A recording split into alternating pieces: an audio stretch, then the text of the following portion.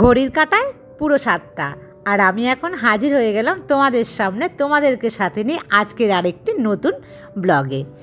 আজ সারাদিন কি করছি, মানে সকাল 7টা থেকে একদম রাত অবধি কি করব সমস্তটাই কিন্তু আজকে তোমাদের সাথে শেয়ার করব।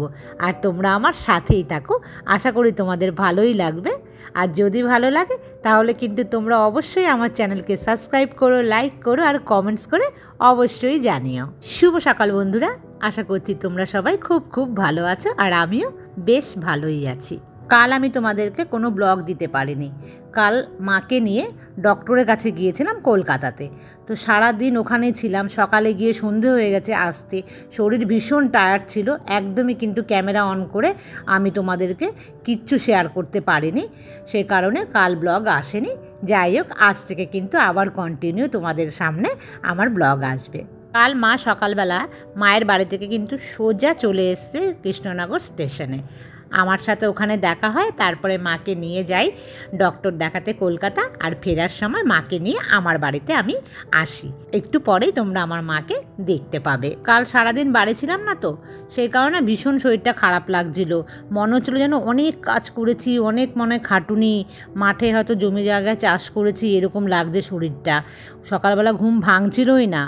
যাই হোক, লেট করেই উঠলাম ঘুম থেকে, আর তেমন কোনো কাজ কিন্তু এখন আমি করব না। মোটামুটি বাসি ঘরটা একটু ঝাড়ু দিয়ে তারপরে কিন্তু আমি আজকে যাব একটু বাজারে। অনেক দিন কিন্তু আমি একা বাজারে যাই না।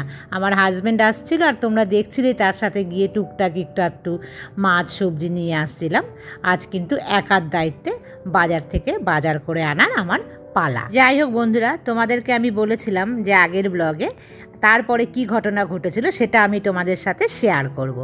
তার আগে বলি, আমার যে আগের বাড়িওয়ালা তাদের সম্পর্কে এই মাসখানেক আগেও আমি একটা মহিলার কাছে শুনতে পেলাম যে সেও ছিল ওই বাড়িতে, মানে আমি আসার বেশ কয়েক বছর পরে ওখানে ভাড়া। সেও বলছিল তার সাথেও নাকি সেম এরকম ঘটনা করেছে। সেই দিদিভাইটার যে ভাই আসতো বাড়িতে, তার ভাইকে নিয়েও নাকি, মানে নিজের ভাই একদম, তাকে নিয়েও নাকি উল্টোপাল্টা কথা বলেছে ওই দিদিভাইকে। তাই বলছিল আমাকে যে ভীষণ, মানে ওই মহিলা যে এমন বাজে কথা বলতে পারে না, ভাবতেও পারবে না। সেও কিন্তু বাড়ি ছেড়ে দিয়েছে, সেও আমার হাজব্যান্ডের মতনই জব করে। ওর হাজব্যান্ড, সে কিন্তু বাড়ি বানিয়েছে, 3তলা বাড়ি। যাই হোক, সেকেন্ড বাড়িতে যখন ভাড়া আসলাম, সেই বাড়িতে আসার পর কিন্তু ভীষণ মনটা ভালো হয়ে গেল। সামনে একটা উঠোন, মেয়ে ওখানে খেলতে পারতো, আর পাশের রুমে একদম আমার মেয়ের বয়সী ওই বাচ্চা মেয়ে ছিল, তার সাথে খেলা করতো। বেশ ভালোভাবেই কিন্তু আমাদের সম্পর্কটা ছিল, ভালোই লাগছিল।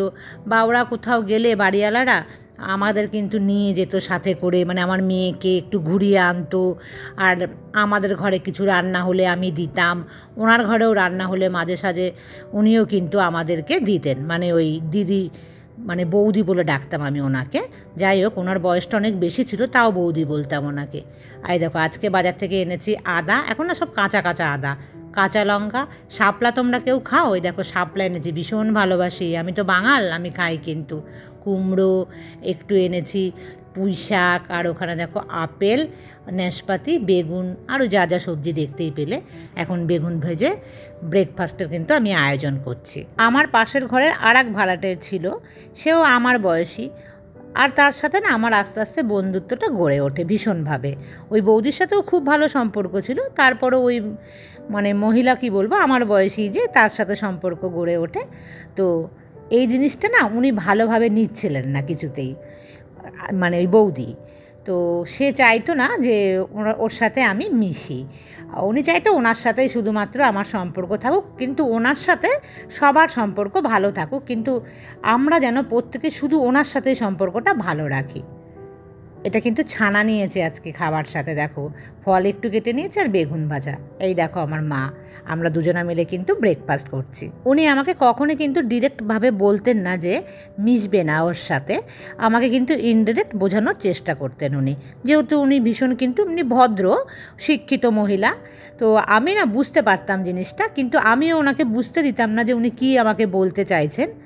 দেখো, এই মাছ কিন্তু আজকে এনেছি, বেলে মাছ আছে ওখানে, আর কাতলা মাছ, আর ছোট্ট ইলিশ মাছ এনেছি। তো ওই বউটার সাথে আমি মিশতাম বলে ওনার কিন্তু ভেতরে একটা মানে ক্ষোভ হতো। যাই হোক, উনি সেই ক্ষোভটা আমার সাথে কীভাবে প্রকাশ করতেন, উনি কী করতেন, ট্যাঙ্কির জল চালাতেন না, বন্ধ করে রাখতো। এবং আমার যে পাশের রুম, ওরও কিন্তু ট্যাঙ্কির জল ছিল, কিন্তু ওর রুমটা ছোট থাকাতে ওর রুমের ভাড়া কম ছিল। আর ওর ঘরটার পাশে না টিউবওয়েল ছিল বাড়িওয়ালাদের, ওটা কিন্তু কেউ ইউজ করতো না, শুধুমাত্র ওই বউটাই ইউজ করতো। ওর ঘরের মানে ভাড়াটা কম বলে ও কিন্তু ইউজ করতো, ওকে ট্যাঙ্কির জল না দিলেও ও তেমন কিছু বলতো না। কিন্তু আমার রুমের তো ভাড়া বেশি ছিল, আমার সঙ্গে একদম কন্ট্যাক্টই ছিল যে আমাকে কিন্তু ট্যাঙ্কির জলই দেবে, আমি কোনো রকম টিউবওয়েলের জল ইউজ করব না। আর তখন উনি কী করতেন যে ওই ট্যাঙ্কি জল শেষ হয়ে যেত, নাকি চাবি দেওয়া ছিল, উনি ওপর থেকে চাবিটা বন্ধ করে রাখতেন। আমি দেখছি পেছনের পাইপ দিয়ে কিন্তু ওনাদের ওপরের জল পড়ে যাচ্ছে, মানে ট্যাঙ্কির জল। দুটো ট্যাঙ্কি ছিল, একটা ভাড়াটাদের জন্য, একটা নিজেদের ট্যাঙ্কিতে কিন্তু জল ভর্তি করা থাকতো, আর ওপরে থাকতো ওনারা যে কাজ করতো সেই সমস্ত জলে কিন্তু পাইপ দিয়ে আসতো, অথচ আমাদের জল নেই। আমি কলিং বেল টিপে বলতাম, বৌদি জল নেই।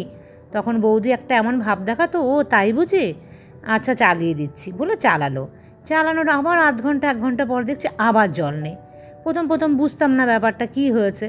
আমি আবার হয়তো বলতাম, বৌদি জল নেই, বা কিছুক্ষণ অপেক্ষা করতাম, ভাবতাম এই তো চালিয়েছে, কেন এখনই জল শেষ হয়ে গেছে।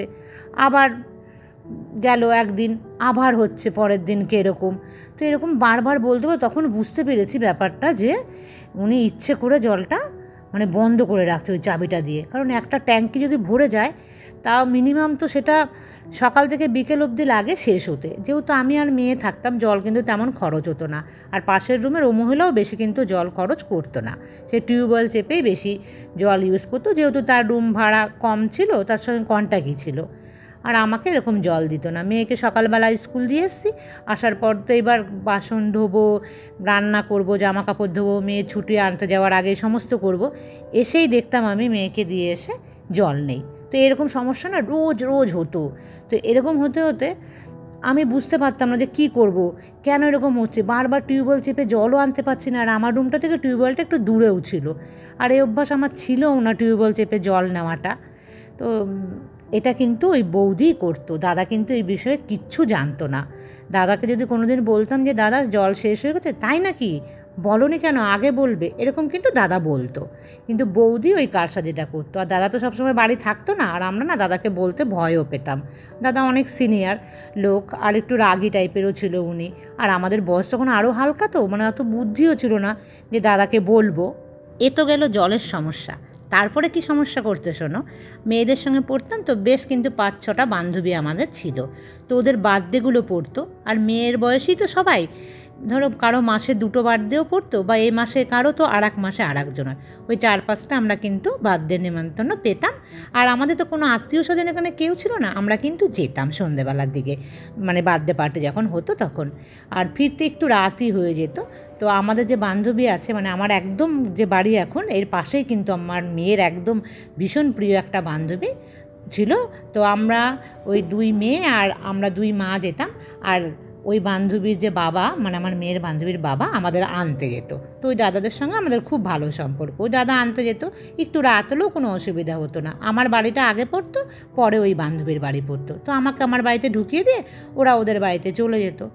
কী করতো, ওরকম বার্থডে ইনভাইট থাকলেও আমাদের বারবার বলতো এই বৌদি যে যাবে না, ওরকম ইনভাইট করলেই কি যেতে হয় নাকি, এসব বলতো। তো আমার না ভালো লাগতো না ওইসব, কেন আমার মেয়েটা কোথাও যেতে পারে না, এখানে কোনো অনুষ্ঠান পায় না, আত্মীয় স্বজন নেই, তো ওরা ওর বান্ধবীর বার্থডেতে যাবে না।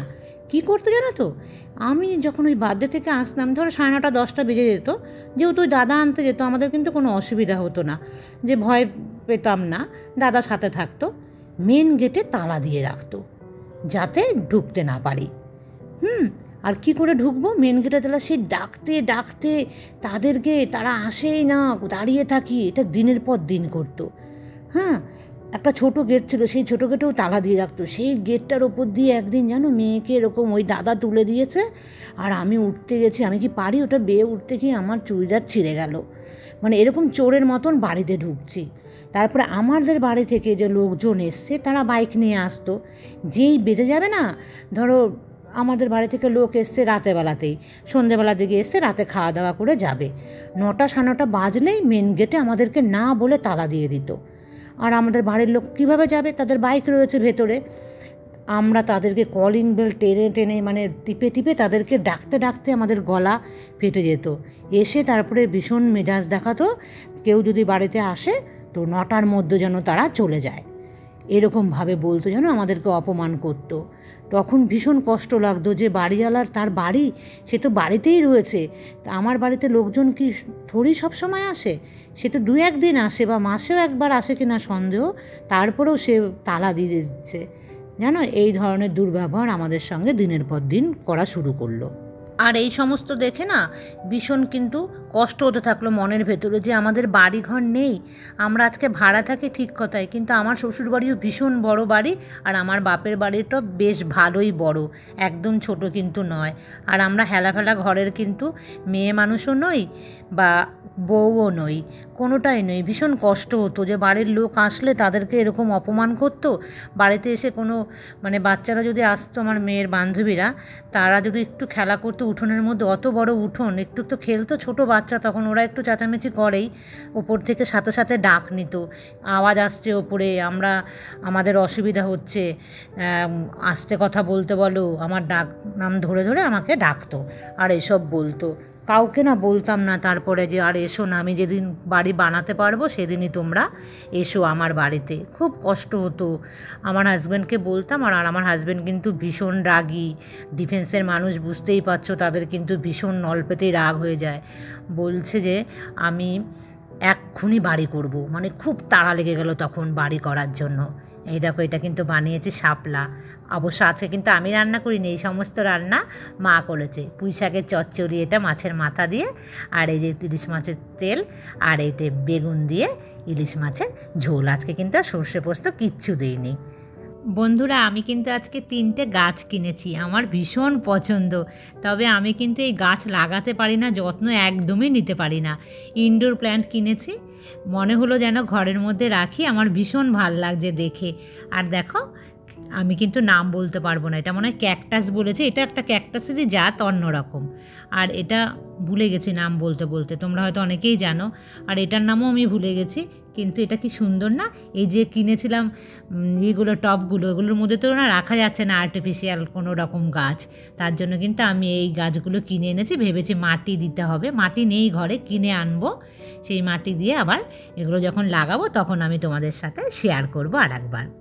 আর এখন কিন্তু সন্ধেবেলা 2 কাপ চা আমি বানিয়েছি, আর চায়ের সাথে খাবো আজকে চাল ভাজা, মুখরোচক কোম্পানির। এই চাল ভাজা কিন্তু আজকে আমি প্রথম খাবো, আর ভীষণ ভালোই হবে, কারণ এই কোম্পানির সমস্ত জিনিস কিন্তু খেতে ভীষণ টেস্টি। এই ধরনের ব্যবহার পাওয়ার পর থেকে ভেতরে ভীষণ জেদ চাপলো, আর শুরু হয়ে গেল আমার বাড়ির কাজ হঠাৎ করে, একদম খুব হুটোপাটার সাথে। কত তাড়াতাড়ি শেষ করা যায় আর কবে ওখান থেকে বেরিয়ে আসতে পারি। আর তারপরে কিন্তু বাড়িওয়ালা আবার পাল্টে গেল আমাদের সাথে। তাহলে বন্ধুরা, আজকের মতন কিন্তু এই পর্যন্তই রাখছি। নেক্সট ব্লগে তোমাদের সাথে আলোচনা করব বাড়িওয়ালা আমাদের সাথে নেক্সট যে বিহেভিয়ার করেছিল সেটা কী ধরনের বিহেভিয়ার, আর তার জন্য তোমরা নেক্সট ব্লগের অপেক্ষা করতে থাকো। এই পর্যন্তই রাখছি, আবার দেখা হবে নেক্সট ব্লগে। ততক্ষণ তোমরা সবাই ভালো থেকো, সুস্থ থেকো, আর সাবধানে থেকো। Good night.